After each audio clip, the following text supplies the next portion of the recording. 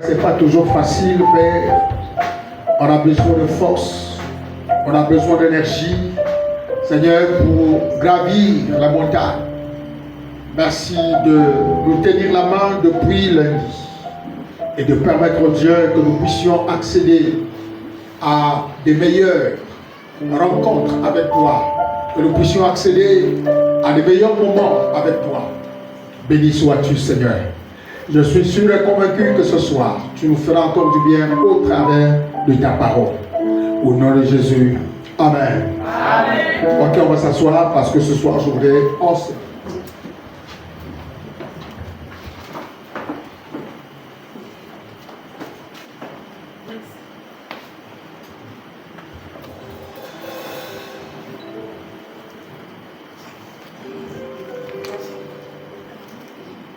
Alors, je voudrais ce soir bénir Dieu pour vous qui êtes là. À nouveau, vraiment, vous renouveler mes encouragements.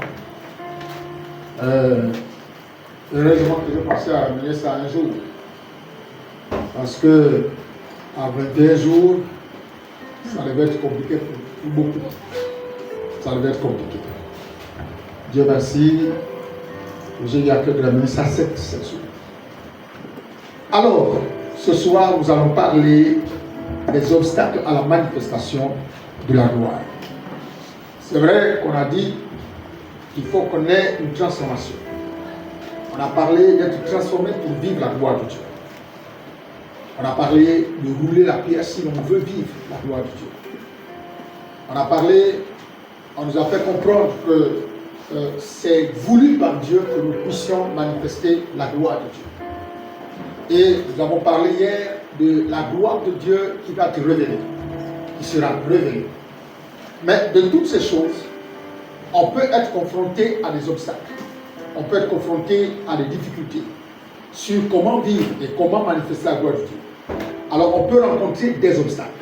Et ce sont ces obstacles-là dont je voulais parler avec vous ce soir, qui vous aideront à identifier ces petits mots qui peuvent empêcher Dieu d'agir dans nos vies et dans l'Église. Alléluia. Amen. Alléluia. Amen. Ça y est, on est prêt? On est prêt? Eh, ton oui là, c'est un oui compliqué.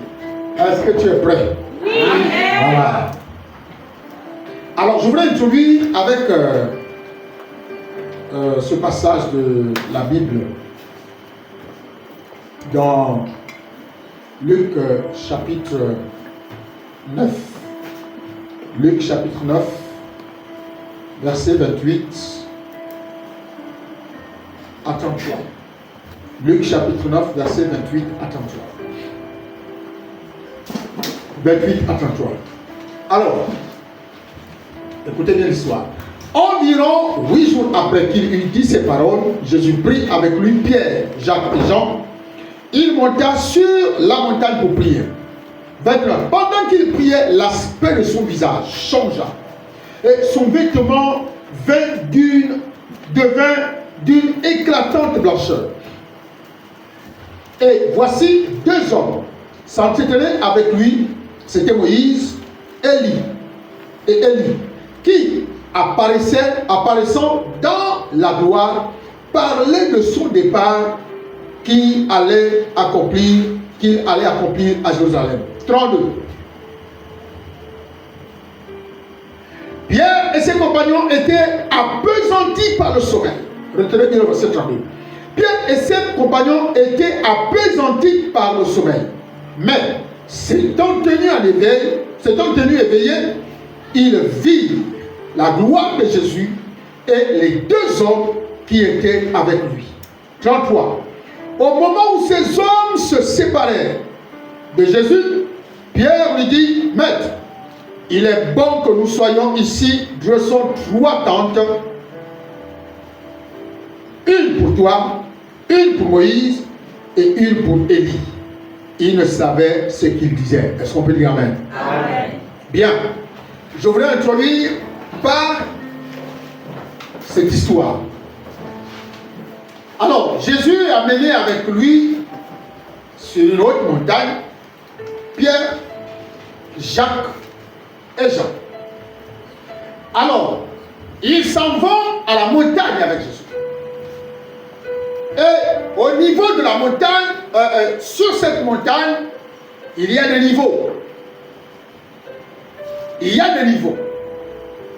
Alors, il y a le niveau qui est proche du niveau supérieur. C'est pourquoi quand vous regardez, lorsqu'on parle des différentes découpages dans la tente d'assignation, on te parle des parvis extérieurs, on te parle des parvis intérieurs, ensuite on aborde le lieu saint et ensuite le lieu très saint. Donc il y a différents niveaux à la montagne.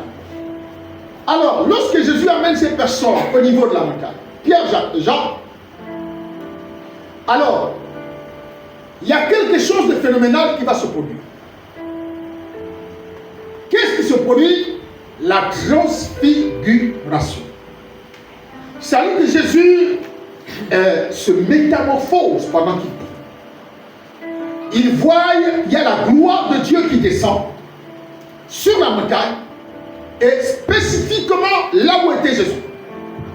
Une lumière, une gloire, une nuée et qui descend et vient couvrir Jésus là où il était. Et à l'intérieur de cette nuée apparaissent deux hommes, Élie et Moïse. Alors, à partir de ce moment, la Bible nous dit que Pierre et ses collaborateurs et les autres membres, c'est-à-dire Jacques et Jean, étaient appesantis par le sommeil. Ils étaient appesantis par le sommeil. Alors, on peut comparer cette histoire, parce que je crois qu'il y a eu deux expériences comme ça avec les disciples sur la montagne. On peut comparer cette histoire avec l'avant-dernière histoire, c'est-à-dire, non, en dehors de la période où il a été arrêté. Donc, dans Matthieu 26, la Bible nous dit, Jésus a mené également Pierre, Jacques et Jean, lorsqu'ils commençaient à avoir des angoisses. Donc, il les amène et il leur dit, veillez, restez ici et priez. Il va prier 1 heure. Quand il revient, Pierre, Jacques et Jean dorment. Et c'est lui qui les réveille. Or, ici dans ce texte, on les était appesantis par le sommeil. Vous voyez, appesantis par le sommeil, c'est comme quelqu'un qui somnole un peu et puis de temps en temps qui a conscience, qui se réveille, qui somnole, qui se réveille. Et là, pendant que cette gloire était sur Jésus, et sur le niveau 1, je vais dire le niveau 1 de la montagne, là il se réveille. Et il voit la gloire. Alléluia. Amen. Il voit la gloire. Il vit cette gloire. Il vit cette gloire. Alors, pourquoi j'introduis avec ce passage? Avec cette histoire? C'est pour vous dire qu'il y a beaucoup de personnes, parfois qui vont à la montagne, mais qui ratent la transformation. C'est-à-dire, ils sont sur la montagne, mais parfois, à cause du sommeil, ils ne vivent pas la transfiguration. À cause du sommeil, ils ne voient pas la gloire de Dieu.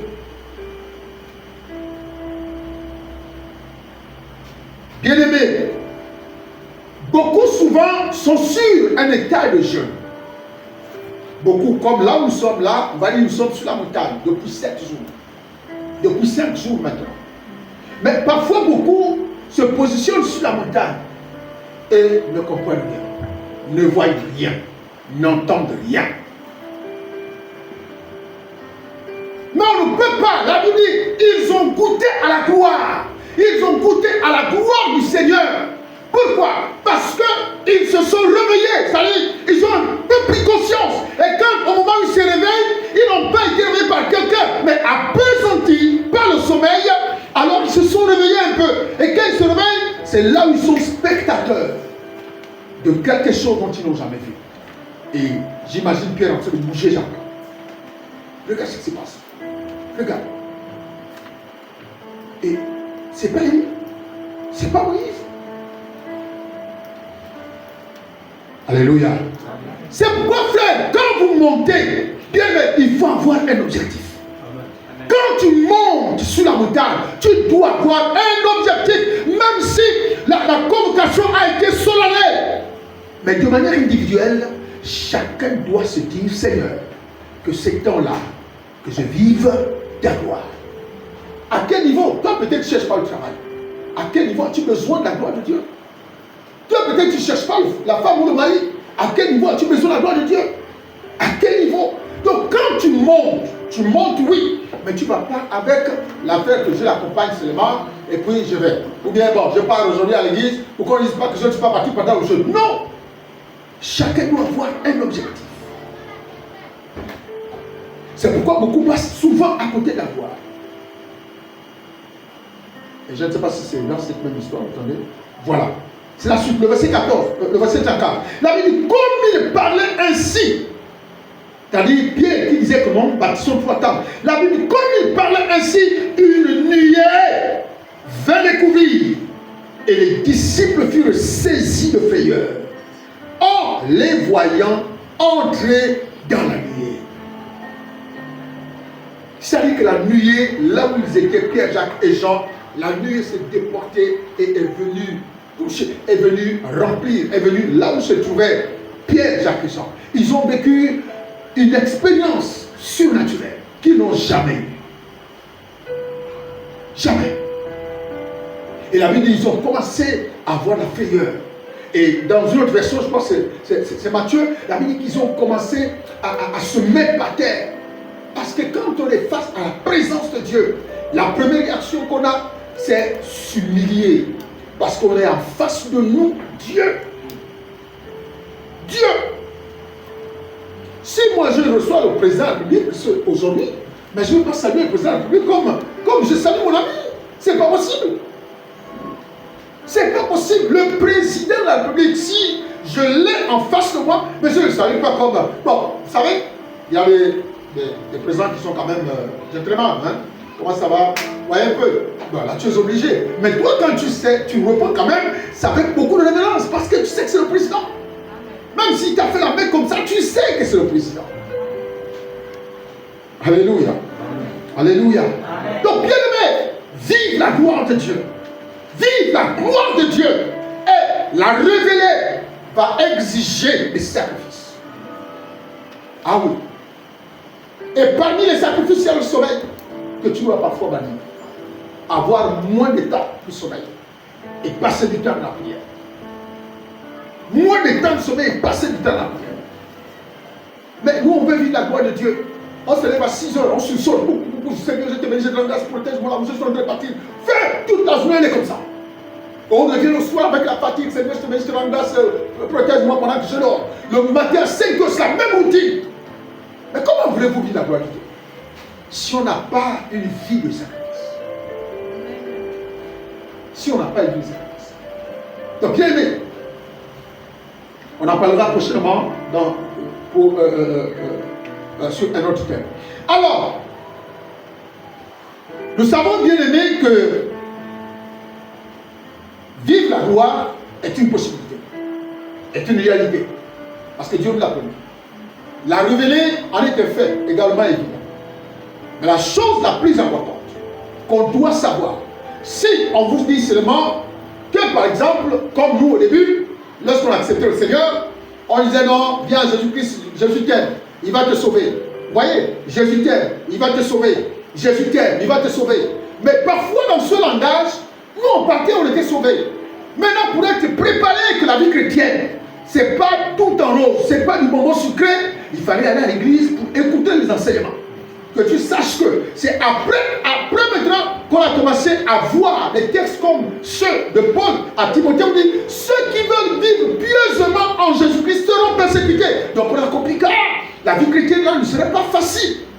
On serait confronté à des difficultés. Alléluia. Amen. Et ça, il faut être enseigné pour comprendre ça. Vive la gloire, oui, mais je veux vous donner quelques points qui peuvent être des obstacles. Si vous les avez, vous les identifiez, comme a dit l'homme de Dieu, il faut rouler ça. Il faut les enlever. Alléluia. Amen. Le premier point qui peut s'opposer à la manifestation de la gloire de Dieu dans nos vies, c'est le péché. Le péché. Ça, c'est numéro 1. Le péché. Je ne vais pas citer les péchés. Je dis le péché.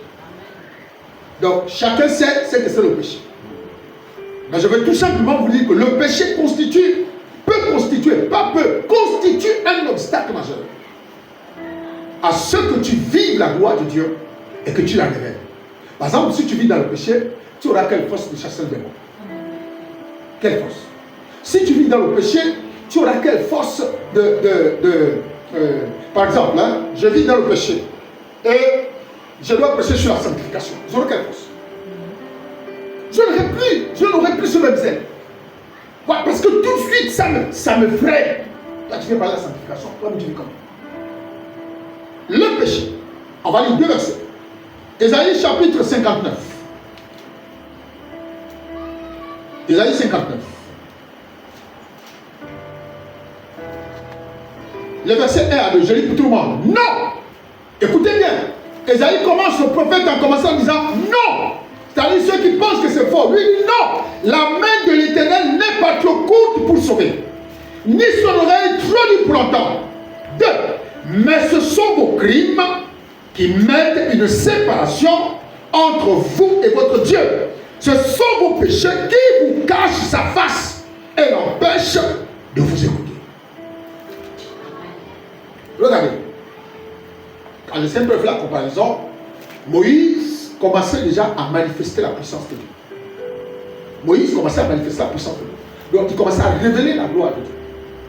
Mais quand il demande à Dieu, quand il parle avec Dieu, Dieu lui dit, et Moïse dit, montre-moi, c'est ça, voilà, montre-moi, fais-moi voir ta gloire. Mais vous pensez que quand Dieu demande à Moïse, quand Moïse demande à Dieu de lui faire voir sa gloire, qu'est-ce que Dieu lui répond? Dieu lui répond quoi? Un peu plus bas, il dit, car personne ne peut voir ma face et vivre. Moïse faisait déjà des miracles. Il révélait la gloire de Dieu. Alors, Moïse, en réalité, quand il dit à Dieu, fais-moi voir ta gloire, il voulait dire à Dieu, montre-moi un peu ta face. Moi, je veux te voir. Qui es-tu réellement? Montre-moi un peu ta face. C'est pourquoi Dieu lui dit, tu ne peux pas voir ma face et vivre. Aucun homme ne peut voir ma face et vivre. Donc, la Bible dit quoi? La Bible dit, Dieu a caché Moïse où? Pour ceux qui ont suivi, qui m'ont suivi. Il a caché Moïse dans un creux du rocher. Or, la Bible dit, Christ est le rocher. Donc, ça veut dire que Dieu a caché Moïse en Christ.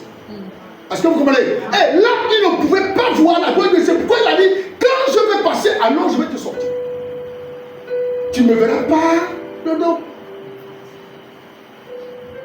Alléluia. Mais il y a une autre, il y a une histoire comme ça dans la Bible, je crois, dans les livres de Corinthiens, où je crois Paul fait aussi en disant que non, tu as fendu la mer, oui, tu as fait, c'est une gloire minime. Frère, il faut que je retrouve cela. Tout ce que Moïse a fait, cette gloire-là, elle est petite. Vous savez que nous, on a encore du chemin. Frère, on a encore du chemin. Moïse qui fait la mer, le gars qui fait tomber les viandes du ciel, le gars qui fait tomber le pain, le gars qui parle, qui frappe sur le rocher, le sort. On dit que cette gloire-là, elle n'est rien. On n'a pas intérêt à nous glorifier pour un petit démon qui s'en va. On n'a pas intérêt. Frère, il n'y a rien là. Un démon qui s'en va parce qu'il n'y a rien. Alléluia. Nous, on est dans la nouvelle alliance. Jésus a dit, vous ferez des choses plus grandes. On n'a même pas encore fait le tiers, frère. Même pas. On se glorifie, c'est un petit démon qui sort. Oh non, voilà. Je l'onction la puissance, mon frère. C'est rien du tout. Alléluia. Amen. Donc,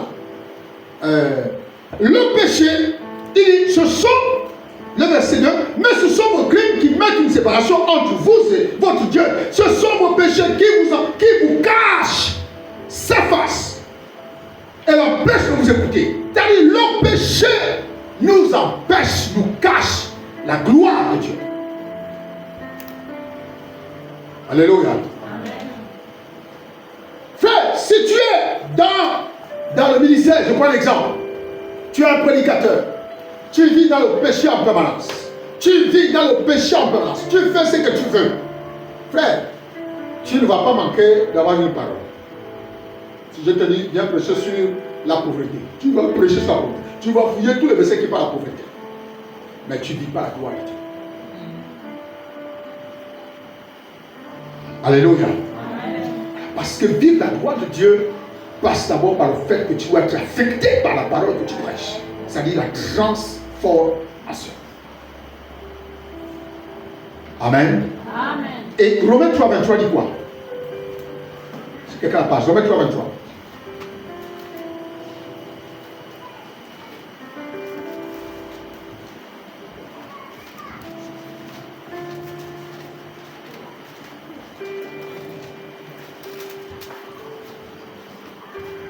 Romains 3, 23, il est dit, car tous ont péché et sont privés de quoi? De quoi? Répétez-le, tous ont péché et sont privés de quoi? Le péché te privera de la gloire de Dieu. Si tu veux que Dieu se révèle à toi, si tu veux que Dieu se révèle à toi, c'est pourquoi je vous dis que ce soit par les prophéties, que ce soit par, mais quand tu demeures dans le péché, frère, ne viens pas me raconter l'histoire que Dieu utilise ce qu'il veut. Non, ça ne marche pas. En tout cas, avec moi, ça ne marche pas. Dieu utilise ce qu'il veut, oui. Mais si Dieu doit utiliser tous les jours les pécheurs, ben, on n'a plus besoin de dire, écoutez, les messages sur la sanctification, et puis on s'assoit, chacun vit sa vie, et puis on sait que Dieu va nous parler. Frère, toi qui prophétises, toi qui as ce don, toi qui as ce ministère, tant que tu vis, si tu vis dans le péché, la gloire t'est privée. C'est-à-dire que tu ne verras pas toujours la manifestation de la puissance de Dieu dans ta vie. Tu auras des prophéties émotionnelles, utopiques. Bon, aujourd'hui, je vais d'abord prophétiser sur. Je vais dans cette église pour la première fois. Ainsi parle l'Éternel, celui est puissant. Les hommes de Dieu d'ici sont remplis de gloire. En fait, il y a des prophéties émotionnelles. C'est-à-dire quand on veut, c'est de Dieu. Voilà. Sinon, parfois, on n'a rien reçu de Dieu. Parfois, on n'a rien reçu de Dieu. Donc, l'affaire du péché, c'est un obstacle à la manifestation, à la révélation et au fait que tu dois vivre la gloire de Dieu. Donc, s'il y a le péché dans sa vie, il faut rouler. Alléluia. Amen. Si tu constates la présence ou les gènes d'un péché quelconque, hein, quand on parle d'un péché, on fait surtout allusion à la chose dans laquelle tu demeures. Voilà, pas. Bon, hier je me suis fâché. Et puis, bon, je suis revenu à la meilleure sentiment, excuse-moi mon frère. Mais hier je me suis fâché. Et je garde rancune. C'est la rancune qui est le péché. Alléluia. Je ne veux plus parler à l'autre. C'est ça qui est le péché. Ça, c'est le péché.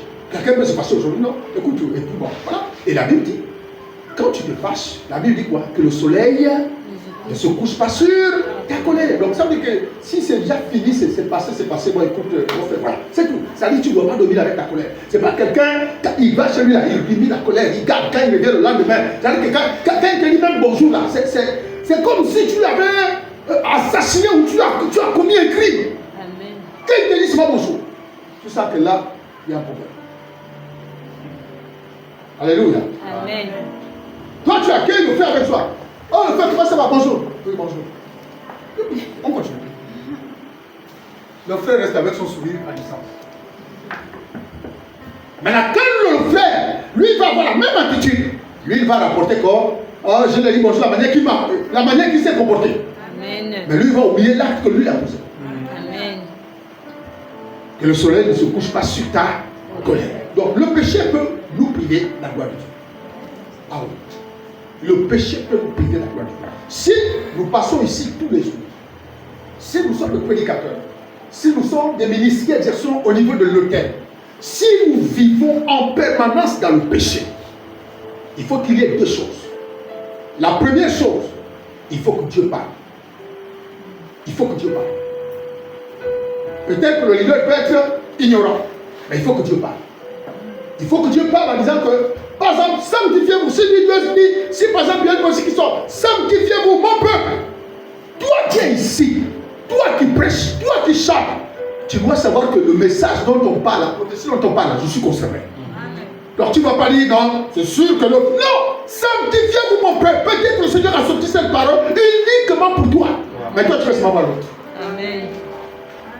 Alléluia. Amen. Donc, roulez le péché. Je dis, on ne va pas rentrer dans le détail sur le péché. Vous roulez le péché pour que la gloire de Dieu se révèle et que chacun continue de vivre aisément la gloire de l'Éternel. Alléluia. Là, le deuxième obstacle qui peut se présenter à vous et qui peut empêcher la manifestation de la gloire de Dieu, la révélation de la gloire de Dieu, c'est le mépris. Le mépris. Lisons Marc 6, 2 à 5. Marc 6, 2 à 5.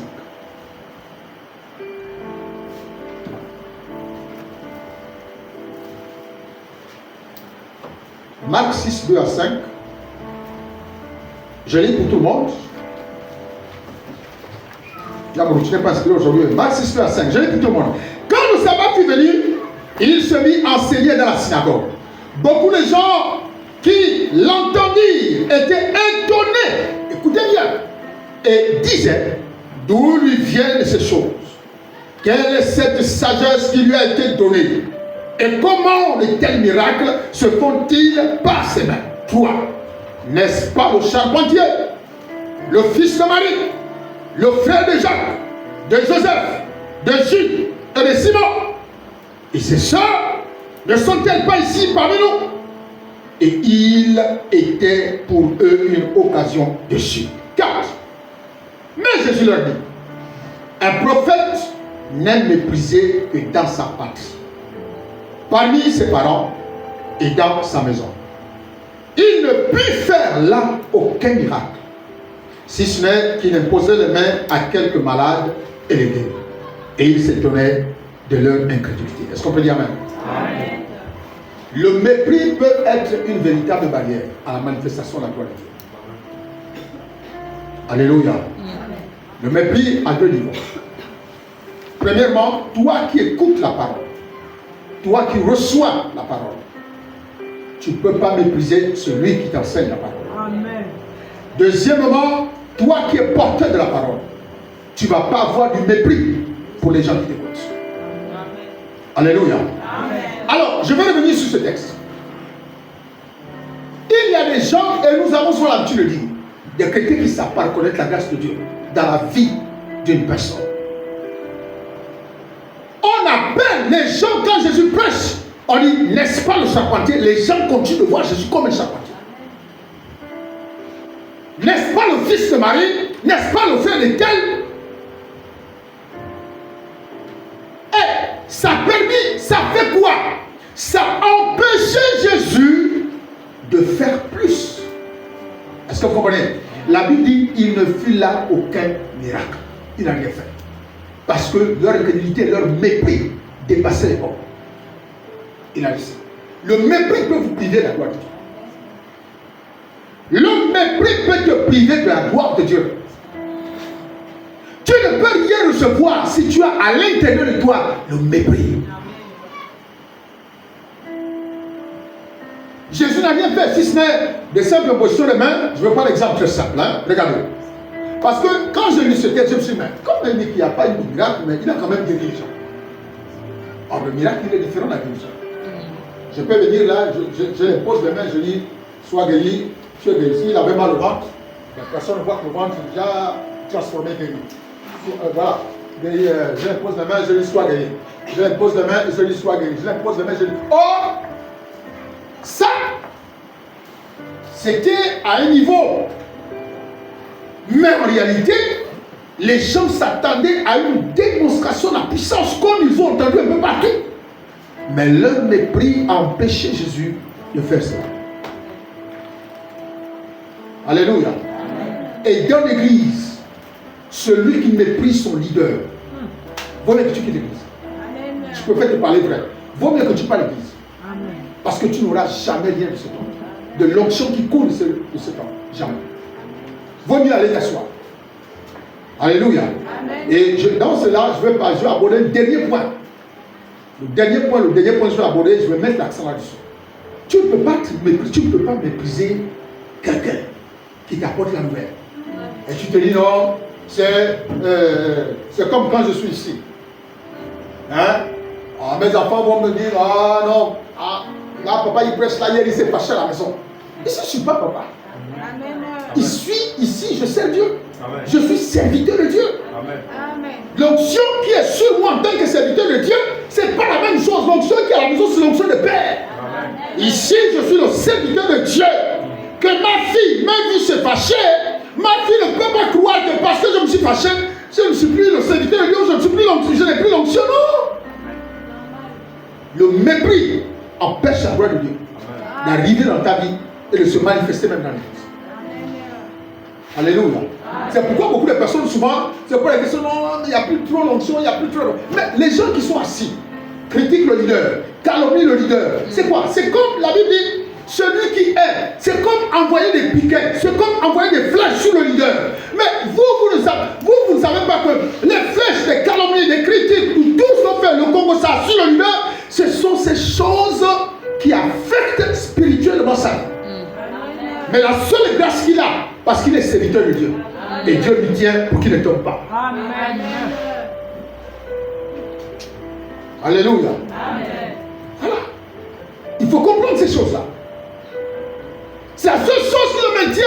Mais quand les calomnies, ce sont des flèches, c'est poignarder ton leader, c'est envoyer des flèches sur ton leader. Et vous le voyez affaibli. Vous le voyez même quand il veut prier. Il ne sent même pas l'énergie pour prier parce que beaucoup de personnes ont déjà envoyé des flèches. Amen.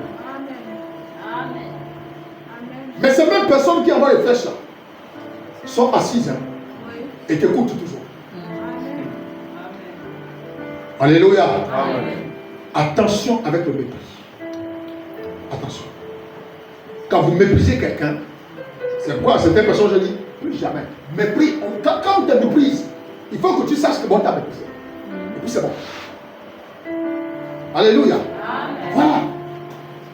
Quand on te honore, quand on te respecte, quand on honore, l'onction coule même. La grâce coule, les démons pour venir à toi. Alléluia. Ce n'est pas parce que vous mangez ensemble. Ce n'est pas parce que vous avez vu ensemble, vous avez parlé ensemble, vous faites les choses ensemble. C'est pourquoi je vous ai parlé hier de l'intimité. De l'intimité.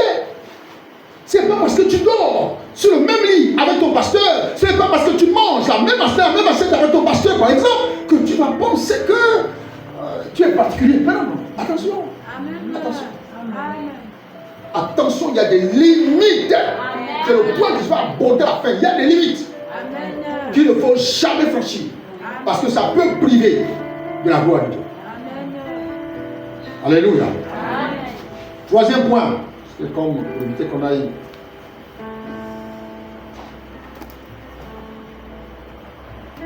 Le troisième obstacle qui peut arriver à vous se trouve dans Jean 11, 40.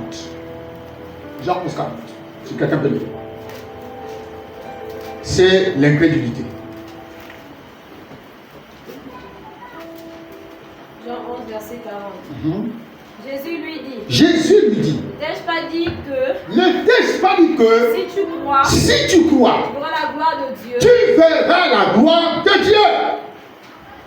L'incrédulité est aussi un obstacle majeur. Regardez dans la Bible, toutes les personnes qui ont vu la gloire de Dieu arriver dans leur corps, ils ont fait quoi au préalable? Ils ont cru. Ils ont cru. Et la gloire de Dieu est arrivée dans leur corps. Cette dame qui avait la perte de sang pendant 12 ans, elle a cru. Et la gloire de Dieu est arrivée dans son corps. Les hommes qui transportaient, cet homme qui était sur le brancard, ont cru et ont vu la gloire de Dieu arriver dans son corps. Dans son corps, parce que c'est un qui était malade. La gloire de Dieu ne vient pas quand tu as la capacité de croire et que tu ne peux pas croire. C'est différent. La résurrection de la fille de Jairus, c'est ça, la fille de Jairus? Oui. Elle n'a pas besoin d'apprendre. C'est mort. Ah, c'est un. Deux. Les parents qui l'amènent, croient-le. Alléluia. Amen. Et dans le cas-ci de Marthe, ne t'ai-je pas dit que si tu crois, tu verras la gloire de Dieu? Lazare, Jésus sait que la résurrection va avoir lieu. Et il demande à Marie où l'avez-vous mis? Il dit non, nous l'avons mis, viens voir. Donc, quand Jésus vient avec eux, et ils pensent que Jésus vient seulement pour venir voir la tombe de Lazare. Pourquoi? Lui, c'est lequel il parle voir les morts. Hein? Lui, c'est lequel il parle voir la mort. Vous pensez qu'il va venir juste pour voir là où il y a la tombe, et puis partir et venir déposer une chape de fer. C'est pas les noms. Il a dit, je suis la résurrection et la vie. Si tu crois ça, tu verras la gloire de Dieu. Il m'a dit que si je crois, je verrai sa gloire. Je verrai sa gloire se manifester dans ma vie. Il m'a dit que si je crois, je verrai sa gloire. Je verrai sa gloire se manifester dans ma... C'est ce qu'il a dit avant. Si tu crois, ne t'ai-je pas dit que si tu crois, tu verras ma gloire. Amen. Alléluia. Amen. Tu verras ma gloire. C'est ce que je suis capable de faire si tu crois en moi. Amen. Quand Jésus lui dit, je suis la résurrection et la vie, il y a des gens à qui Dieu a dit, je suis l'Éternel ton Dieu, je te bénirai. Mais comme il voit que la bénédiction ne rentre pas, c'est dur, il ne croit pas. Il a dit, je ne t'ai pas dit que si tu crois, il faut croire. Tant que tu n'as pas encore vu la chose s'accomplir, n'arrête pas de croire. Amen. Jusqu'à ce qu'elle prenne forme et qu'elle prenne vie dans ta vie. Amen. Là, tu peux dire, oui, j'ai attendu. Alléluia. Amen. Alléluia. Amen. Donc, bien aimé, l'incrédulité, c'est le fait de ne pas croire. Tu ne veux pas croire. On t'a déjà dit qu'il est la résurrection et la vie, mais toi tu ne crois pas. Quand il dit, on t'a la pierre, toi tu dis non, ça fait 4 jours, Seigneur, il ça. Mais comment veux-tu voir la gloire de Dieu si tu es incrédule? Comment veux-tu voir, vivre, révéler, démontrer, manifester la gloire de Dieu si tu es incrédule? Comment est-ce possible? Il n'y a pas la place d'incrédulité. Il n'y a pas la place d'incrédulité. C'est pourquoi pour l'incrédulité, Dieu a donné 2 choses. Quand les gens sont venus le voir, ils ont dit, mais Seigneur, quand toi tu es venu, tu as pris autorité sur cet enfant-là qui était lunatique. Tu as pris autorité. Mais c'est la même autorité qu'on a utilisée. C'est le même mot, le même principe, la même chose qu'on a fait. Pourquoi avec nous ça n'a pas marché? Vous voyez? Il a dit, si vous croyez à moi, vous lirez, vous ferez ça. Il dit, on a fait ça. C'est la même chose que Élisée et son collaborateur Géasi, je crois que c'est ça. Quand il a envoyé l'autre son bâton, il dit, tiens, va. Mais il a fait ce qu'il voit son père faire. Mais ça n'a pas marché, pourquoi? Alléluia. Amen. Jésus va dire quoi? Ce type-là, le démon-là, ne sort que par 2 choses. La prière et le jeûne. Tu ne peux pas manifester la gloire si tu ne pries pas. Amen. Tu ne peux pas manifester la gloire si tu passes le temps qu'à dormir. Amen. Comme ça, c'est sur te mettre sous les draps, sous les couvertures. Et tu veux que quand tu te lèves, Satan sort et tu vois le démon qui parle. Il ne va même pas oser. Il va faire, qui es-tu toi? Je connais Pierre, je connais toi là, c'est qui? Même Pierre, tu ne pries pas. Toi là, c'est qui? Même la Bible, tu ne lis pas la Bible. Ne viens pas me déranger. Tout de suite, tu vas me la bouche. Tu vas aller t'asseoir. Ah, je souhaiterais qu'on revienne à ce niveau. Où les démons pointaient du doigt les gens ici. Alléluia. Amen. Donc, il dit cette sorte de prédiction que par la prière et par le jeûne. Par la prière et par le jeûne. Il leur reproche d'abord quoi? Mais par leur incrédulité. Leur incrédulité. Et quand il parle de cette sorte de démons, cette sorte d'esprit, ne sont que par la prière et le jeûne, bien aimé, on va comprendre qu'il risque d'avoir conflit dans la parole de Dieu. Parce qu'il nous a dit dans Marc 16 que voici les miracles qui accompagneront ceux qui auront cru en mon nom. Ils feront quoi? Ils chasseront les démons. Il n'y a pas la place du jeûne là-dedans. Mais là, il dit cette sorte d'esprit ne sort que par la prière et par le jeûne. De quel esprit il s'agit? L'incrédulité qui vous a empêché d'accomplir la gloire de Dieu. C'est cet esprit-là qu'il faut chasser par pied. Seigneur, viens au secours de mon incrédulité. Viens au secours de mon incrédulité. Tout esprit d'incrédulité qui m'empêche de voir la gloire de Dieu, tu sors de ma vie. Tu sors de ma vie. Tu sors de ma vie. Tu gênes. Tu peux gérer tout ça. Mais chez enseigne des mots, il n'y a pas la place du jeune. Il a dit, voici des miracles qui accompagneront ceux qui auront cru en mon nom. Ils feront quoi? Ils chasseront les démons. Ils guériront les malades. Ils feront ceci, ils feront cela. Maintenant, qu'est-ce qui peut nous amener à vivre ce que Matthieu 16, 15, je crois, dit? Qu'est-ce qui peut nous amener ça? À vivre ça? Quoi? Hein? C'est lorsqu'on vit la gloire de Dieu en nous. Et la Bible dit, nous l'avons vu hier, parce que nous vivons la gloire de Dieu en nous, la gloire de l'Éternel t'accompagnera. Donc face à la maladie, tu es déjà quelqu'un qui vit dans la gloire.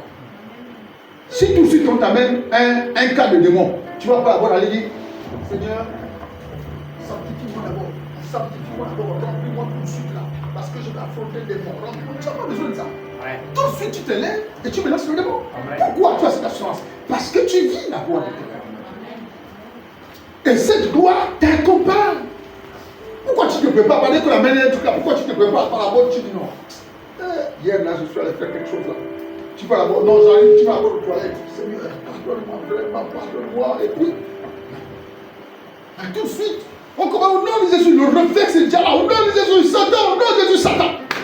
Même si après on rêve, tu viens pour avec Dieu, mais dans l'immédiat d'abord, tu dois sauver la personne. Amen. Alléluia. Amen. Donc, bien aimé, l'incrédulité est un obstacle à la manifestation, à la révélation, au fait qu'on doit dire la gloire de Dieu. Le quatrième obstacle qui peut empêcher la gloire de Dieu de se révéler, de se manifester dans nos vies, c'est le manque d'amour. Dites avec moi le manque d'amour. Le manque d'amour. Jean 15, 12 à 13. Jean 15, 12 à 13. Jean 15, 12 à 13.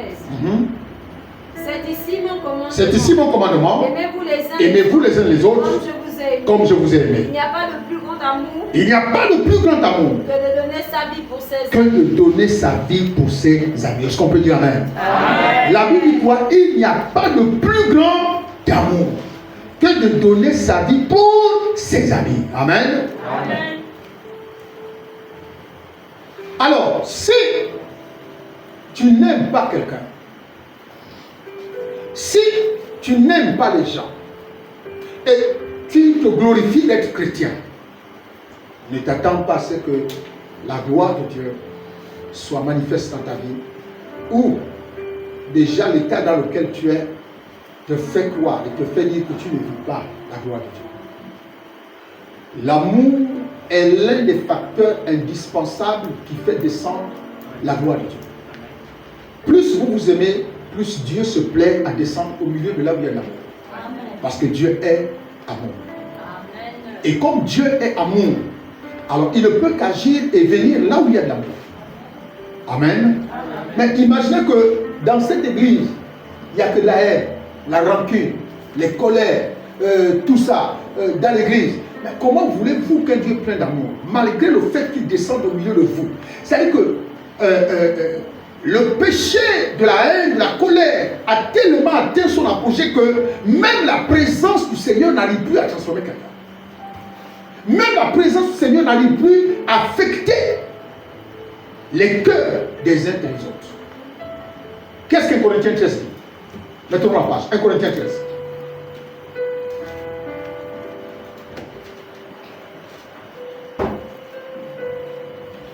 Écoutez bien ce que Corinthiens 13 dit à partir du verset 1. Quand je parlerai les langues des hommes et des anges, si je n'ai pas l'amour, je suis un airain qui résonne ou une cymbale qui retentit. Frère, le fait de parler, on pleure, on crie, on tape dans la maison, on sent que oui, là, il est déjà à un niveau. Mais il a de la colère envers son frère. Il a de la colère envers sa soeur. Il n'arrive même plus à s'exprimer devant son frère, devant sa soeur. La Bible dit, il est comme une cymbale qui retentit. Je vais vous montrer ça. Voilà. C'est ça. Ça veut dire qu'il fait du bruit pour rien. Si tu n'as pas l'amour, voilà, je suis un airain qui résonne, une cymbale qui retentit. 2. Et quand j'aurai le don de prophétie, la science de tous les mystères et toute la connaissance, quand j'aurai même toute la foi jusqu'à transporter les montagnes, si je n'ai pas l'amour, je ne suis rien. Amen. Vous comprenez? Donc là, on se retrouve dans ce que je vous ai dit. Des personnes qui sont sur la montagne, mais qui sont privées de la gloire de Dieu. Là, on fait allusion à des personnes qui prophétisent, à des personnes qui font des miracles, à des personnes qui transportent des montagnes, mais qui n'ont pas d'amour. Et Jésus leur dit, vous n'êtes rien. La parole dit, vous n'êtes rien. Malgré tout ce que vous faites là, c'est rien. Tant que vous n'avez pas d'amour, c'est rien du tout. Et le manque d'amour empêche la gloire de Dieu de se manifester dans nos vies. 3. Quand j'aurai à distribuer tous mes biens pour la nourriture des pauvres, quand je livrerai même mon corps pour être brûlé, si je n'ai pas l'amour, cela ne me sert de rien. Alléluia. Amen. Alors, vous comprenez la place de l'amour. On va s'arrêter là. On ne va pas continuer sur l'amour fait ceci, l'amour fait cela. Vous comprenez la place de l'amour dans l'église et dans le croyant.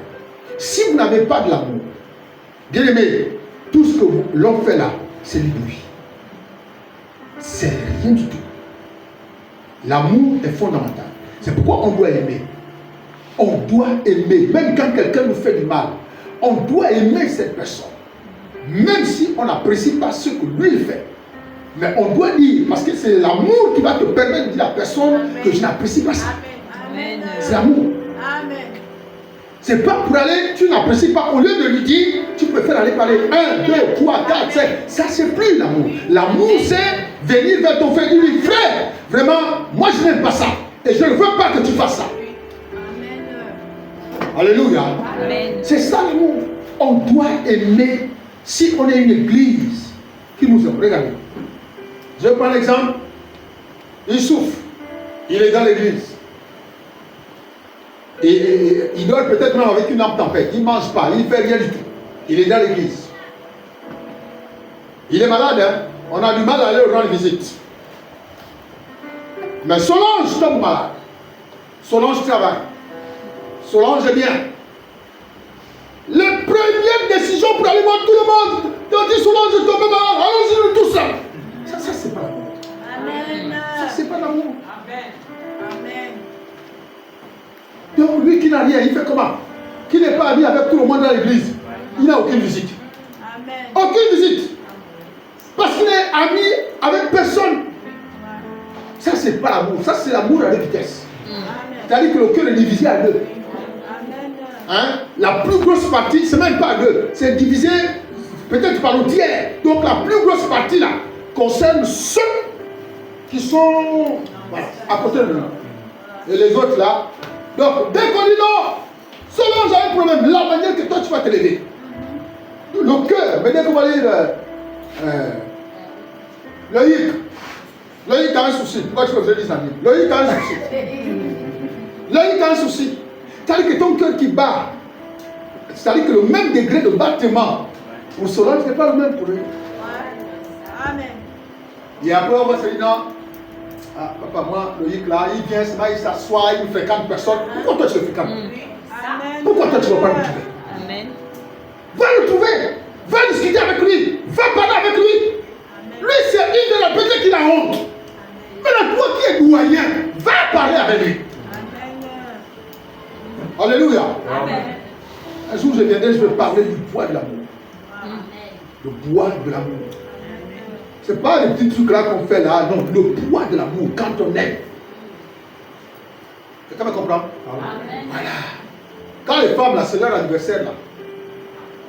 Ils ne disent même pas les gens, monsieur, que non, monsieur, oui, tu sais que c'est mon anniversaire. Monsieur sait que c'est l'anniversaire. Et madame sait qu'il faut que je l'amène un jour. N'est-ce pas? C'est ça, non? Les femmes disent Amen. Amen. Mais là, quand il s'agit des pères, oh, c'est pas cela que Bio. Que Bio, c'est pas cela. Tu vois, personne ne dit papa, bonne fête. Tu vois, il a fait des pères, hein. Le gilet est là où. Alléluia. L'amour. Quand vous avez une grâce d'avoir une mère qui dit, moi je veux les lunettes, vous m'achetez les lunettes, je veux les palas, vous m'achetez les palas. Mais vous pouvez tout dire, vous pouvez murmurer, vous pouvez vous plaindre. C'est votre droit. Amen. Si vous n'avez pas encore compris ça, c'est que vous n'êtes pas un enfant. Amen. Quelqu'un me comprend? Amen. Voilà. Vous avez déjà vu une mère qui est silencieuse. C'est le père qui est toujours un peu gêné, mais la mère, elle n'est pas toujours. Vraiment. Amen. Amen. Et quand on va dire non, moi je veux un peu le faire. Ah non, monsieur exagère. Ah non, moi je veux trouver l'argent. C'est ton droit. Alléluia. Amen. C'est ton droit. C'est comme ça. C'est les pères qui sont un peu réservés. Mais les mamans ne passent pas le billet à 14 ans avec les enfants. C'est ton droit. L'amour. Dans l'église aussi, quand tu as ton frère, tu vois que ton frère, le Seigneur te pousse, tu dis papa, maman, oui, le Seigneur me met un fardeau pour cette personne. Ah bon, oui, tu veux faire quoi? Je vais l'offrir peut-être une sacrée église. D'accord, fais-le. Quelqu'un comprend? Mais le problème, c'est que quand vous faites, c'est vrai qu'il y a des choses qu'on fait un peu de manière discrète. Mais en réalité, autant les disponibilités, les choses ne se faisaient pas discrètement. Les gens amenaient dans l'église.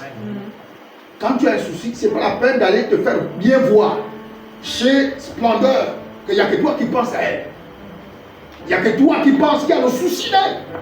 Dans l'église, ça n'a pas le souci d'elle. Non, tu as que de l'acheter un sac. Oui, viens déposer au sac. Tu dis papa, oui, j'ai amené le sac là comme j'ai eu un fardeau pour Splendeur. On va prendre le sac on va donner à Splendeur. Amen. C'est comme ça. Arrêtez d'aller toujours, vous avez l'impression, allez souvent bien vous faire voir et puis pour boycotter l'oral des pasteurs. Amen. C'est comme ça. Ah, je suis là. Heureusement que ce machin, si Nadine n'était pas là, tout ça, tous les jours c'est comme ça. Heureusement que c'est Nadine, tous les jours c'est Nadine. Donc Nadine aussi prend un peu les galons chez elle. Et puis le pasteur, il prend pas les galons, il diminue. Amen. Amen. Et c'est ce qui se passe. Amen. C'est ce qui se passe. Quand toi tu vas dire, mais moi, toi tu viens pas à l'église, lui, il va commencer à t'épuiser. Parce qu'il n'y a que Nadine qui est devenu son leader. Parce que Nadine est leader tous les jours. Alléluia. Ah oui. Il y a des gens, il ne faut pas les dire, il ne faut jamais mépriser vos parents spirituels. Amen. Jamais. Vous ne savez pas à quel combat vous vous confrontez. Et un combat déjà perdu d'avance. Il ne faut pas jouer avec ça. Amen. Amen. Voilà. C'est pourquoi je vous dis souvent, même quand vous trouvez quelqu'un au milieu qui commence à mettre le nom de votre père, de votre mère spirituelle, sors, retire-toi. Retire-toi. Ne rentre pas dans le jeu. Est-ce que je peux dire amen? Amen. Donc, le manque d'amour, 1 Corinthiens, nous l'avons vu, peut être un obstacle à la manifestation, à la révélation de la gloire de Dieu dans ta vie et dans l'église. Qu'est-ce qui faisait la force de l'église primitive? C'est l'amour. Et Dieu se plaisait à descendre dans cette église-là pour agir. Donc il oignait à nouveau l'église, il remplissait l'église et des miracles se faisaient. La gloire de Dieu était perceptible. On vivait cela au point même que les collaborateurs, les apôtres qui étaient les collaborateurs de Jésus étaient dans une dimension de la grâce que même le peuple avait du mal à se joindre à eux. L'amour. Si vous avez perdu l'amour, attention, il faut retrouver cet amour. Alléluia. Voilà, parce que ça peut bloquer beaucoup de choses dans votre vie. Le cinquième obstacle qui peut s'opposer à la manifestation, à la révélation de la gloire de Dieu dans nos vies, ce sont les excès du manger. Dites avec moi les excès du manger. Les excès du manger. Luc 21, 34. Luc 21, 34. On va terminer dans le temps. Luc 21, 34. Écoutez ce qu'il dit. 4. Luc 21, 34. Oui, Luc 21, 34. Mhm. Prenez garde à vous-même, Prenez garde à vous-même. de crainte que vos cœurs Écoutez bien, la Bible dit, prenez prenez garde à vous-même. De crainte que vos cœurs ne s'apesantissent. De crainte que vos cœurs ne Par s'apesantissent. les excès du manger et du boire. Par les excès du manger et du Et boire. par les soucis de la vie. Et par les soucis de la Et vie. que ce jour ne vienne sur vous à l'improviste. Et que ce jour ne vienne sur vous à l'improviste. Les excès du manger et du boire peuvent constituer un obstacle à la manifestation de la gloire de Dieu. Je vous explique. Il commence en disant, prenez garde à vous-même, que votre cœur ne s'alourdisse, c'est ça? Que votre cœur ne s'alourdisse. Vous savez, quand vous avez trop mangé, donc l'estomac est plein. Quand l'estomac est plein, vous n'allez pas avoir la même énergie dans la prière. Impossible. Dès que vous mangez et que vous sentez que votre estomac est saturé, la prière que vous allez faire est une prière légère. Parce que le corps aura tout de suite besoin, envie peut-être de dormir. Donc le cœur ne s'alourdisse. Donc tu vas devenir faible physiquement parce que tu as beaucoup mangé. Les excès, quand on parle des excès du manger. Les excès du manger peuvent constituer un obstacle. Quand tu aspires à la gloire de Dieu, quand tu vis la gloire de Dieu, bien aimé, tu te préserves des excès. C'est-à-dire que ta vie doit être une vie de sacrifice. Ta vie doit être une vie de jeûne où tu manges difficilement, où tu manges rarement. Frère, peut-être c'est pourquoi je ne grossis pas. Tous les jours quand je parle, ma vie, elle est comme ça. Je mange peut-être qu'une fois par jour. Amen. Tous les jours, je vais au boulot, je rentre le soir, c'est là où je mange. Je vais au boulot, je rentre le soir, c'est là où je mange. C'est comme ça que je vis. Je ne mange pas le café le matin, à midi je mange, le soir je mange. Je n'ai pas tout ça pour le faire. Et ce qui me bloque encore plus, c'est parce que moi je ne mange pas les trucs de debout. Quand, si je mange, si je vois ma femme manger, là je mange. C'est comme ça que je fais. C'est la vérité.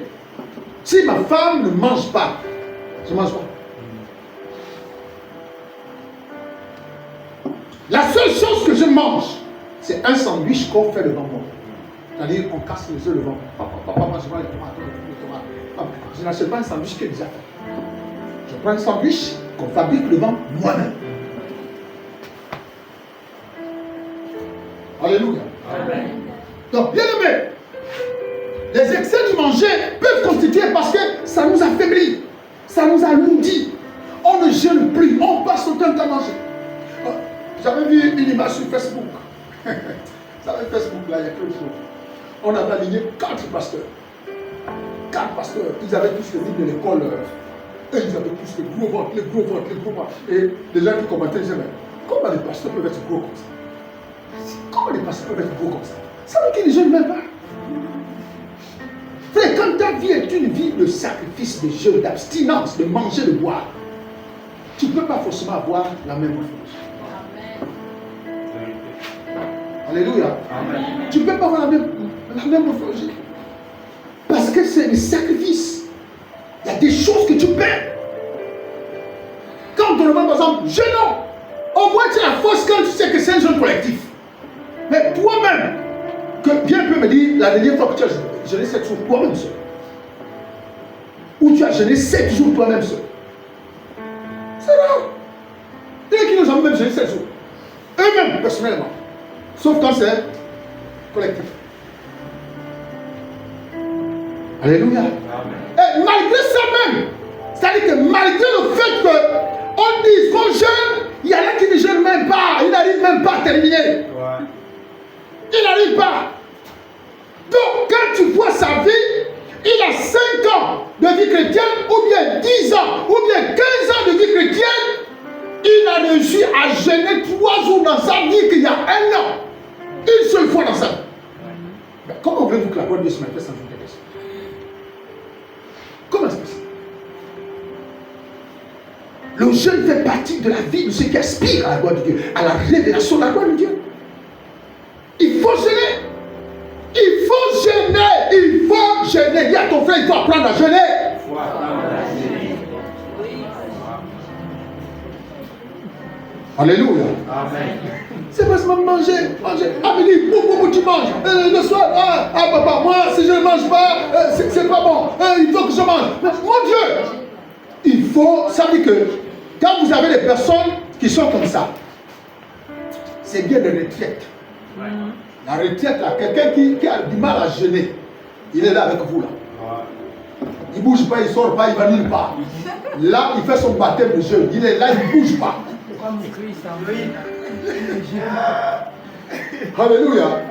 Parce que les gens, dès qu'ils démarrent, un jour, ils sont malades. Ils ne sont pas bien. Et c'est les esprits qu'il faut les tuer. Parce que c'est les esprits qui t'empêchent d'arriver à ce niveau-là. Oh non, quand j'ai commencé à jeûner, j'ai commencé à sentir mal au ventre. Tu as commencé à sentir mal au ventre comment? On dit même que non, prends un peu de lait, prends un peu de lait. Dans la Bible, il y a des jeunes qui étaient passés, il y a des jeunes qui étaient des jeunes quand c'était long, des jeunes avec des fruits. Des jeunes avec des fruits quand le jeûne est long. Donc si toi tu fais un jeûne avec des fruits, donc pendant 21 jours, quand quelqu'un va venir te voir, tu es en train de manger des fruits, tu as vu? Il dit aux gens, les jeunes, lui-même il est en train de manger des fruits. Mais c'est un jeûne avec les fruits. Alléluia. C'est un jeûne avec les fruits. Son pasteur met ça sur tous les jeunes là. Elle met ça. Donc, bien ça. Donc, ce qui fait qu'il y a des situations, vous n'êtes pas. Quand ça vous. Prenez un exemple. Il y a des personnes qui ont des pathologies, qui sont sous traitement.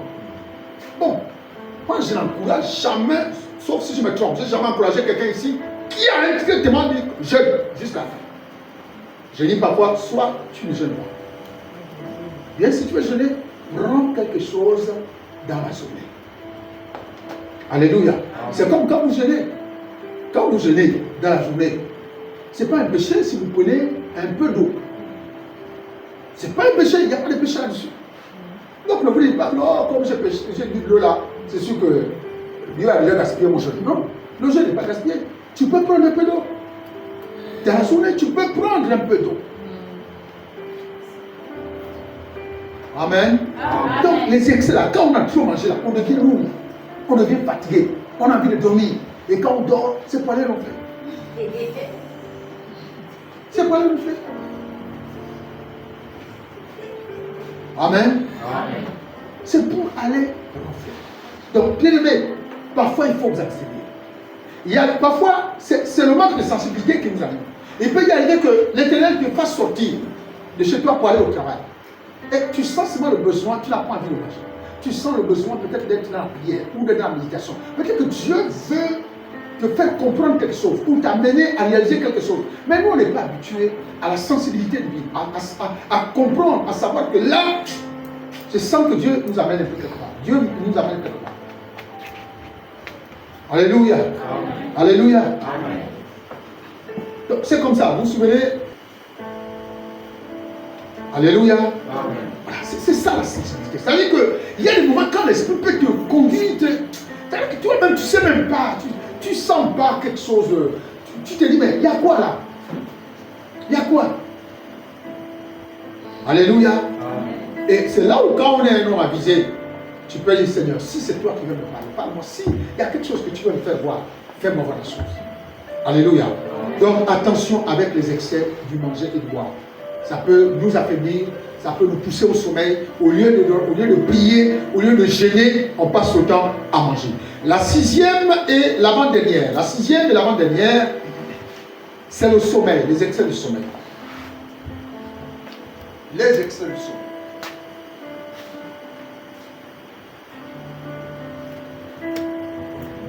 Vous savez, le programme qui a été fait par exemple pour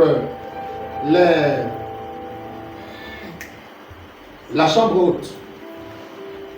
Alors, il arrive des moments quand il n'y a pas de programme. On veut voir les gens qui vont se lever. Il arrive des moments quand moi je pars, si je pars à mission avec quelqu'un. C'est pas moi qui travaille, c'est pas moi qui travaille pour vivre ma vie, jamais de la vie. Sauf quand je suis en groupe avec les gens, j'ai un objectif. Ah là c'est différent. Mais si on est deux ou trois, moi là je me réveille pas. Je ne suis pas votre horloge. Je viens, j'observe. C'est comme on peut arriver ici. Hein? On arrive ici, la pastorale c'est pour bientôt. Il n'y a pas un programme que je dis que c'est Adjara qui va diriger à 5h du matin. Je viens, je viens, je viens, je m'assois. Les gens savent qu'on doit prier à 4h, mais personne ne se lève. Personne. Le sommeil est un ennemi à la gloire de Dieu. Pour la gloire de Dieu. Un peu dormi, un peu croiser les bras, et la Bible dit, et la pauvreté vous surprendra. Le sommeil nous amène dans une pauvreté spirituelle. Le sommeil nous amène dans une pauvreté spirituelle et matérielle. Alléluia. Amen. Voilà. Le pasteur doit les prêcher. Comme je vous ai dit hier, je ne suis pas le prophète qui vous dit ce que vous voulez entendre. Je suis le pasteur qui vous dit ce que vous devez faire. Comment vous devez marcher dans votre vie. Quelqu'un me comprend? Amen. Donc, vous pouvez être avec votre leader. Mais n'attendez pas que c'est le leader qui vient vous lever, il prier. Et c'est ce qui s'est passé avec les apôtres. Quand Jésus est venu, lorsqu'il est allé, quand il priait, au moment où il passait, le moment le plus difficile de son ministère, quand il va prier, il dit, restez ici. Il dit quoi? Veillez et priez. Il a dit, veillez et priez. Quand il part, il va, il prie, il revient. Et qu'est-ce qu'il dit? Il dit, il reproche aux collaborateurs deux choses. Lesquelles? Hein? Vous n'avez pas pu veiller une heure. Il n'a pas dit, vous ne m'avez même pas aidé une heure de la prière. Il dit, vous n'avez même pas pu veiller. Parce que pour prier, il faut veiller. Amen. Si tu ne veilles pas, tu ne peux pas prier. Amen. Si ton esprit n'est pas en état de veille, tu ne peux pas prier. C'est l'éveil qui te pousse à la prière. Quand tu pries, c'est pourquoi les gens souvent l'habitude de dire, papa, j'avais l'insomnie. J'ai dit souvent, quand vous avez l'insomnie, c'est peut-être un appel à la prière. Priez. Priez, vous méritez la parole de Dieu. Alléluia. Amen. Voilà. Matthieu 26. Matthieu 26, 41. Donc, c'est le verset dont je viens de parler là. Et Proverbe 6, 10 à 11. Un peu dormi, un peu croisé les bras, un peu assouplissement, et la pauvreté vous surprend. Tu veux vivre la gloire de Dieu. Tu veux la révéler au monde. Il faut que tu t'abstiennes des excès de sommeil. Tu dois t'abstenir des excès de sommeil. Alléluia. Tu dors. Toute la journée, tu dors. Même quand tu jeûnes, là, toute la journée, tu ne fais que dormir. Même quand tu jeûnes, toute la journée, tu ne fais que dormir. À quel moment tu médites dans le temps de jeûne? À quel moment tu pries? Je vous ai dit, dans un temps de jeûne, prenez l'heure, vous prenez 10 heures, vous prenez midi, vous prenez 15 heures. Et les dernières heures, c'est pour conclure à l'église. C'est comme ça qu'on s'organise dans un jeûne blanc. Mais vous ne faites rien. Vous passez le temps à vous balader. Vous passez le temps que, si ce n'est pas vous balader, vous vous baladez pour faire évacuer le temps vite. Non, là, il faut que j'aille d'abord rendre visite à terre. Il faut que j'aille d'abord. Donc, ça veut dire que pour que le temps passe vite, pour que tu ne ressentes pas la faim. Et ça, c'est plus le sacrifice. Le sacrifice, tu dois sentir quelque chose en toi. Amen. Oh, alléluia. Amen. Le sacrifice, tu dois sentir quelque chose. Donc, faisons attention avec les excès de sommeil, parce que cela nous prive de la gloire de Dieu. Le dernier point, c'est la complaisance et la familiarité. La complaisance et la familiarité. Je vais vous donner succinctement de manière rapide. C'est quoi la complaisance? La complaisance, et ça, je parle pour les personnes aussi des ministères et pour tous ceux qui savent. La complaisance, c'est le fait de toujours vouloir faire plaisir à l'autre. C'est-à-dire, toi-même, tu es le leader. Je prends un exemple très simple. Le Seigneur me dit, ou bien je viens, je dis, bon, nous allons jeûner. Les trois personnes me disent, papa, moi j'ai un traitement. L'autre aussi me dit, j'ai un traitement. L'autre aussi me dit, j'ai un traitement. Et puis je dis, ok, d'accord, donc on va annuler d'abord le jeûne aujourd'hui. Le fait de vouloir toujours faire plaisir. Le fait de vouloir s'accorder toujours avec ce que les autres disent. Du coup, on a comme l'impression que ta parole ne pèse plus. Tu n'as plus le poids. Parce que tu te plies à tout ce que les gens disent. C'est la complaisance. Et quand tu aspires à la gloire de Dieu, tu dois éviter cela.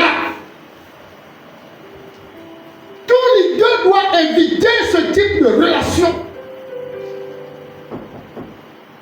Si tu as dit une parole au peuple, ils ont compris. C'est comme je dis, bon, veille de prière. On avait, si je disais par exemple, non, papa, il y avait les prières, un exemple, hein, comme je dis, bon, veille de prière. Je vous dis la vérité que la veille de prière a été annulée parce que j'ai réfléchi. Veille de prière, on va te dire, là, à la veille, là, j'ai mariage. L'autre va te dire, le corps de l'autre sortait. L'autre va te dire, là, je suis malade. L'autre va te dire, et puis, quand tous tes collaborateurs te disent ça, tu regardes, tu dis, bon, on va renvoyer la veille de prière. C'est l'esprit de présence. Quelqu'un me comprend? C'est ça la complaisance. La familiarité, c'est par contre un excès de trop de liberté. La familiarité, c'est un excès de trop de liberté. Et quand tu veux réaliser des projets, quand tu es un homme de Dieu, une femme de Dieu, bien aimé, la familiarité et la complaisance peuvent empêcher la gloire de Dieu de se révéler à toi. Pourquoi? Parce que plus tu es proche avec des gens, et ce n'est pas l'esprit de complaisance et de familiarité que vient le mépris. Vous me comprenez? Ce n'est pas la familiarité que vient le mépris. Voilà, les gens n'appelaient plus Jésus comme fils de Dieu, on l'appelait le charpentier. Le charpentier, voilà la familiarité. Les parents viennent et disent, mais Jésus, toi tu es en train de faire quoi? Hein? Nous on est là, on est dehors. La familiarité. Et Jésus va dire quoi? Vous me fatiguez avec ça. Ma famille, ce sont ceux-là qui m'écoutent. Vous là, restez là où vous êtes. C'est pourquoi vous voyez Jésus a répondu à sa famille en disant, lorsque la famille est venue, mais comment tu peux nous faire ça? Comment tu peux nous faire ça? On te cherche depuis 3 jours. Il dit, vous me cherchez pourquoi? Ne savez-vous pas qu'ils ont occupé les affaires de mon père? Il pose la question à qui? À Joseph et à Marie. Pourquoi il leur pose la question? Parce que eux, ils savent pourquoi il est venu dans le monde. Et comment il est venu? C'est pourquoi il leur dit, ne savez-vous pas? Quand vous me dites des choses comme ça, est-ce que vous êtes sans ignorer que ce que je suis en train de faire là, je le fais déjà dans l'œuvre de mon père? La complaisance et la familiarité. La familiarité détruit même l'onction. Plus tu es familier avec les gens, c'est-à-dire que les gens ne respectent plus la ligne rouge. Amen. Il n'est pas question qu'on vienne adorer une personne, mais il y a des limites. Il y a des limites. Je me rappelle pendant que le président faisait sa tournée. Je ne sais pas si c'est avant la campagne ou pendant la campagne. Non, avant la campagne. Il était encore secrétaire, il avait sa tournée. Donc on lui appelait, c'est pas, si c'est, on l'appelait Tonton Brice, Tonton Brice. Il dit non, j'avais bien écouté cette partie, il a dit, c'est le président, c'est le président. Là où la familiarité, c'est en tant que leader, tu installes la familiarité. C'est-à-dire, non, mon pasteur, il est simple, mon pasteur n'est pas orgueilleux. Ce n'est pas parce qu'on est à tes limites qu'on est orgueilleux. Ah non. Le fait d'être trop simple, trop de liberté, ont piétiné les ministères et les onctions. Amen. Tu es trop simple, tu parles avec tout le monde, et les gens ne comprennent pas que c'est le pasteur. Je dois avoir des réserves et des limites. Et ils rentrent, ils font aussi tout ce qu'ils veulent, ils parlent comme ils veulent, ils s'adressent comme ils veulent, ils racontent comme ils veulent. Non. Amen. Et ça empêche la gloire de Dieu. On va vouloir dire, la gloire de Dieu va se mettre. C'est-à-dire que tous ceux qui sont là, ils savent bien que le pasteur, c'est mon pote. Notre père, il n'est pas comme votre père. Non, votre père, il n'est pas comme je vous disais souvent. Si on dit aux gens que non, la complaisance. Lorsqu'un leader donne une parole, si un leader reprend ou dit quelque chose, on ne doit pas se plier en fonction. C'est pourquoi je dis souvent que un leader qui passe autant que à faire tout ce que ses collaborateurs lui disent, il a tout le valeur, il a tout le droit. Si c'est non, dis que c'est non. Même si le collaborateur n'est pas content, dis-lui que c'est non. Amen. C'est comme ça. Et briser, il faut établir les cadres. La familiarité, trop de liberté. Trop de liberté. C'est pourquoi je vous disais hier que quand tu fais rentrer quelqu'un dans ton intimité, la personne va prendre cette intimité et va la répandre dehors. Et dès que tu as autorisé la familiarité à s'installer entre toi et quelqu'un, entre toi et une personne, entre toi et un membre, entre toi, c'est fini. C'est fini. La personne ne va même plus te respecter. Le mépris va arriver. La personne ne va plus te parler avec beaucoup de respect et de considération. Pourquoi? Parce que vous mangez ensemble. Parce que hier, vous êtes allés le soir pour dire non. On appelle comment Nadine aussi. La dernière fois, on avait les chaussures noires. Moi, je trouve que c'était pas bon. Puisqu'il a établi cette relation-là, il s'est dit que c'est bon. J'ai eu les trous. J'ai vu les trous de mon leader. Et là, c'est fini. C'est fini. Même si tu prêches, quand tu prêches là, il te connaît. Il dit, c'est mon Paul. Quand tu vas finir, oui, alors, papa, comment papa, c'est comme ça. Amen. Comme vous avez une autorité devant vous, attention, attention. Amen. Attention, frère. Amen. Ça ne joue pas avec ça. Moi, le Camerounais, qu'on est parti enfermé parce qu'il a dit, lui, là, c'est le plus rigolo. Ah bon? Tu as dit ça à une autorité dans une nation? Allez. Il puisse d'abord, c'est pas si c'est un mois après, on le rapatie chez lui. Alléluia. Non. Quand même, le Camerounais, il n'est pas comme ça. Tu vas pas aller ailleurs pour aller insulter les gens. C'est pourquoi l'autorité reste l'autorité. L'autorité reste l'autorité. Si tu veux voir la gloire de Dieu, si tu veux vivre la gloire de Dieu, il faut t'éloigner de la complaisance. Il faut l'éliminer au milieu de tes relations. Éliminer l'esprit de familiarité. Éliminer ça. Parce que si tu constates que le fait que tu t'assieds avec l'œil, que tu baballes, tu ris ensemble, tu te rends compte que tu as décidé que non. La dernière fois quand je ris avec lui, il m'a manqué d'esprit, ça veut dire qu'il a franchi la ligne rouge. Il faut se stopper. Ça veut dire qu'il a franchi la ligne rouge. Il faut arrêter. Amen. Amen. Ou bien je prends un exemple. Je parle à Loïc, et Loïc me répond non, non papa, vous ne pouvez pas me dire ça. Parce que moi, quand moi j'entends ça dans mes oreilles, aïe, c'est pas l'histoire que vous parlez avec moi là, il faut réfléchir sur ce que vous dites. Je suis pas allé à l'université, mes frères, Dieu m'a doté de sagesse. Amen. Ah oui. Non papa, tu ne peux pas me dire des choses comme ça parce que tu vois, moi, quand j'écoute ça, je mets une ligne, je dis là, c'est bon. C'est comme ça que je fonctionne. Amen. Alléluia. Amen. Donc, il faut t'éloigner de ça. Tu es pasteur, il faut t'éloigner de ça. Il faut éliminer ça de tes relations. Tu es diacre, il faut éliminer ça de tes relations. Tu es ministre de l'évangile, il faut éliminer ça de tes relations. Parce que ça va te traîner. Ça va empêcher la gloire de Dieu de se révéler. Ça va t'empêcher de vivre cette gloire, de la démontrer. Parce que la familiarité tue l'onction. Ça, c'est la vérité. La familiarité tue l'onction. Un jour, nous sommes allés en campagne d'évaluation avec un frère. J'ai bien préparé ma campagne à l'intérieur, je me suis enfermé, j'ai prié. Donc, je danse. On est là, la louange. La louange, ce n'est pas la distraction. Je danse pour le Seigneur. Je loue le Seigneur avant la prédication. C'était tellement ça. Quand c'est bon, quand quelque chose est bien, je suis content. Je danse, je chante, je loue. Un frère vient me voir.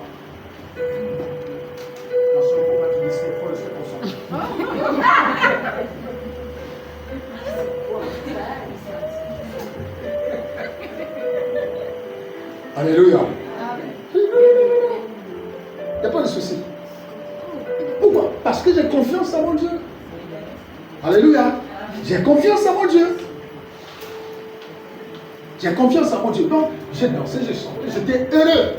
Et les gens ne savent même pas que quand la joie déborde de louange, quand de louange monte à l'Éternel, et Dieu voit les David, des gens qui dansent, qui sont heureux, et il déverse sa gloire. Amen.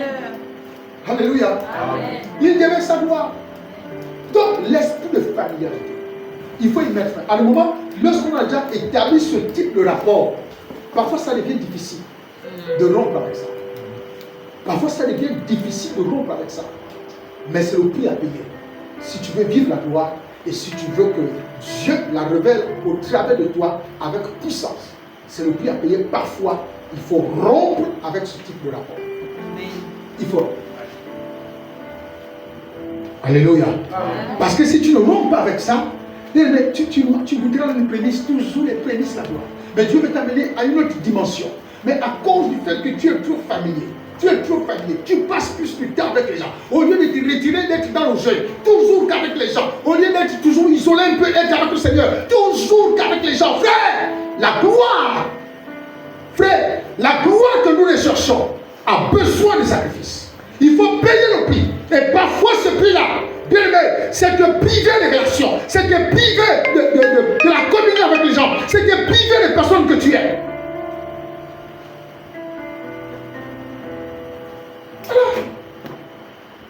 Et quand tu arrives à ce stade, quand tu répares certaines choses, alors Dieu va commencer à t'aider. Dieu va commencer à accomplir des choses avec toi. Alléluia. Amen. Alléluia. Amen. Alléluia. Amen.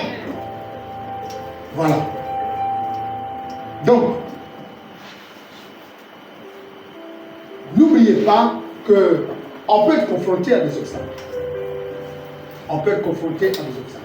Et pour ceux qui exercent le ministère, il y a des points indispensables qu'il faut y remédier. Il y a des points indispensables. L'esprit de familiarité, de complaisance, le péché, le manque d'amour pour les gens. On va aller même jusqu'au manque de pardon, ceux qui ne pardonnent pas facilement. Je ne vais jamais oublier. Mais toi, tu restes dans l'église, pourquoi? Dieu n'a pas oublié pour toi. Pourquoi toi, tu ne veux pas oublier pour les autres? Hein? Tu ne veux pas oublier ce que l'autre a fait, mais tu veux seulement que Dieu oublie pour toi. Pourquoi?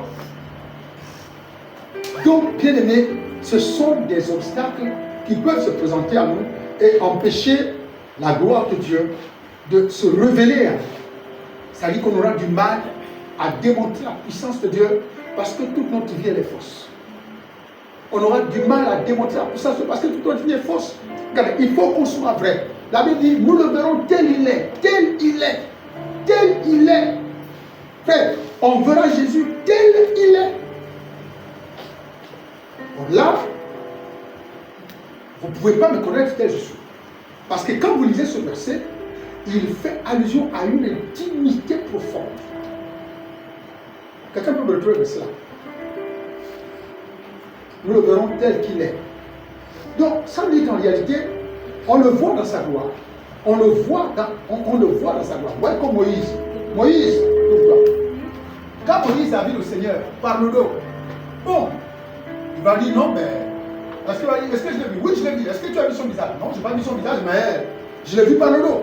Or, quand quelqu'un me voit le nom, il aimerait, en fait, le premier réflexe, quand on veut voir une personne, c'est le visage. Et quand on dit, par exemple, qu'à ce niveau, nous le verrons tel il est, en fait, on fait allusion à une intimité profonde. Et la seule personne qui peut te connaître et voir tel que tu es, c'est ton mari. Est-ce que vous me comprenez? C'est ton mari et c'est ta femme. Tel tu es, c'est ta femme. Donc il est important que nous puissions comprendre que parfois on vit ces choses-là, on marche sur terre, mais on ne comprend même pas certains principes, certaines choses. On ne les connaît même pas.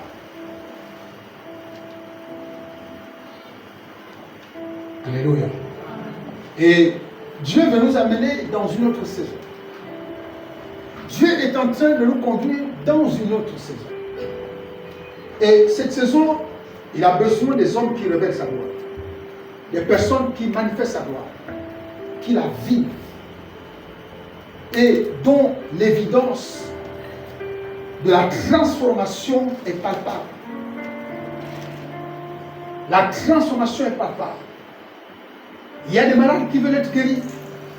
Mais comment allons-nous révéler la gloire de l'Éternel si nous avons des obstacles? Il y a des personnes qui ont besoin d'entendre la parole pour être restaurées, transformées. Comment allons-nous le faire si les obstacles nous y empêchent? Comment allons-nous le faire? Dieu a besoin de nous. L'Éternel a besoin de nous tels que nous sommes. Parce qu'il veut que nous puissions être des témoins, des personnes, des porteurs de sa gloire, des personnes qui manifestent sa gloire, des personnes qui la révèlent au monde. Jésus est puissant, oui, les malades sont guéris. Jésus est puissant, oui, les démons sont chassés. Jésus est puissant, oui, les vies sont changées. Jésus bénit, oui, les personnes dans l'abondance. On a besoin de ça. On a besoin de ça. Pour éviter que nous ne soyons informés de la gloire de Dieu et qu'on n'habite pas. Il faut que tu vives la gloire de Dieu. Alléluia. Amen. À partir de maintenant. Amen. Il faut que tu la vives. Il faut que tu la vives. Amen. Mettons-nous. Tu m'as dit que si je crois, je verrai ta gloire. Je verrai ta gloire se manifester dans ma vie. Tu m'as dit que si je crois,